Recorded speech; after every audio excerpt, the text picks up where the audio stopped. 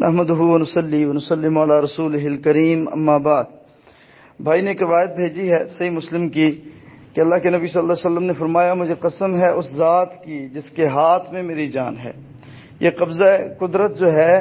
بھائی، یہ تعویل ہے، یہ لفظ درست نہیں لکھا۔ والذی نفسی بیدہ کا مطلب یہ ہے قسم ہے اس ذات کی، یدن کہتے ہیں ہاتھ کو، کہ جس کے ہاتھ میں نفسی میری جان ہے، مجھے اس ذات کی قسم ہے۔ تو آگے کیا فرمایا نبی صلی اللہ علیہ وسلم نے کہ اگر تم گناہ نہ کرتے یا نہ کرو تو اللہ تعالیٰ تمہیں لے جاتا اور تمہاری جگہ پہ کوئی ایسی قوم لے آتا جو گناہ کرتی، اور پھر اللہ تعالیٰ سے معافی مانگتی، اللہ تعالیٰ نے معاف فرما دیتا۔ تو اس میں ایک تو اللہ تبارک و تعالیٰ کے محبوب پیغمبر نے صحابہ کرام کی اور آنے والی امتوں، نسلوں، قوموں کی امت جو نبی صلی اللہ علیہ وسلم کی ہے اور آنے والی جو نسل ہے قیامت تک، تو اس کو ایک تو یہ تربیت فرمائی ہے کہ بغاوت نہیں کرنی کہ بھائی اب مجھ سے گناہ ہو گیا تو میں سوچوں کہ مجھے تو اللہ نے معاف ہی نہیں کرنا، مجھے کون سا معاف کرنا ہے، میں تو قتل کر بیٹھا ہوں،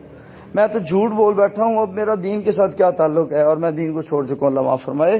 اب مجھ سے تو زنا ہو گیا بس کہ اب دین گیا۔ یا کوئی مولوی یہ ٹکسلے نہ لگاتا پھرے کہ بھائی اب تیری تو کوئی گنجائش نہیں ہے، کوئی معافی نہیں ہے، جیسے وہ بنی اسرائیلی قاتل آیا تھا۔ تو گناہ انسان کی سرشت میں ہے، گناہ انسان کی فطرت میں ہے، گناہ انسان کے مزاج میں ہے، اس نے گناہ کرنا ہی کرنا ہے، اس سے گناہ ہونا ہی ہونا ہے۔ یہ جتنا مرضی پڑھ لکھ جائے پھر بھی اس سے غلطیاں، کوتاہیاں، سستیاں، غفلتیں ہوتی رہیں گی اور یہ گناہ کرتا رہے گا۔ اسی لیے نبی صلی اللہ علیہ وسلم فرمایا، میں 70 سے 100 مرتبہ دن میں استغفار کرتا ہوں۔ تمہیں چاہیے کہ تم اپنے رب سے استغفار کرو، تمہیں چاہیے کہ تم اپنے اللہ سے توبہ کرو، تو لہٰذا اپنے اللہ سے توبہ کیا کرو۔ اسی لیے نبی صلی اللہ علیہ وسلم فرمایا نا، اللہ تبارک و تعالیٰ آسمان دنیا پہ آ کے اعلان کرتا ہے کہ ہے کوئی بندہ جو مجھ سے بخشش طلب کرے اور میں اسے معاف کر دوں۔ اسی لیے نبی صلی اللہ علیہ وسلم فرمایا نا کہ نماز ہے، انسان جتنی بھی مکمل پڑھ لے اس میں کمیاں کوتاہیاں رہ جاتی ہیں، پھر کیا کرنا ہے؟ اللہ اکبر، سلام پھیرنے کے بعد بآواز بلند اللہ اکبر، استغفر اللہ استغفر اللہ استغفر اللہ، یہ 3 مرتبہ پڑھنا ہے، پھر ساتھ کہنا اللہم انت السلام ومنک السلام تبارک یا ذا الجلال والاکرام۔ یہ صحیح مسلم کی حدیث ہے، صحیح مسلم کی حدیث۔ تو میرے بھائی یہ بات ہے، اس حدیث میں یہ تربیت کی جا رہی ہے کہ بھائی اگر تم سے غلطی ہو جاتی ہے،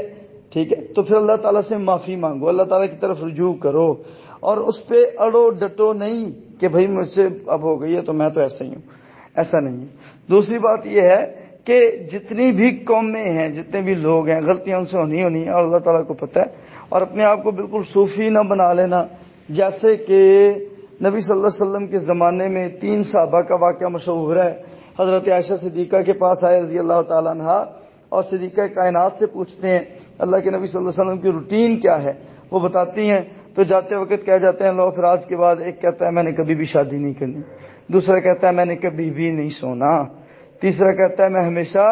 اللہ کی راہ میں جو ہے وہ عبادت کرتا رہا کروں گا۔ تو نبی صلی اللہ علیہ وسلم نے فرمایا کہ بھئی میں سوتا بھی ہوں، میں جاگتا بھی ہوں، میں عبادت بھی کرتا ہوں اور میں تربیت بھی کرتا ہوں، میں اپنے گھر والوں کو، اہل و عیال کو وقت بھی دیتا ہوں، اپنے صحابہ کرام کو بھی وقت دیتا ہوں، اور میں جو ہے وہ شادیاں بھی کرتا ہوں، اور میں نے اپنی بیویوں کو بھی ٹائم دینا ہوتا ہے۔ تو یہی زندگی ہے، یہی اللہ تبارک و تعالیٰ بشریت کے تقاضے مد نظر رکھتے ہوئے انسان سے چاہتا ہے کہ سارا کچھ ساتھ نبھانا ہے تو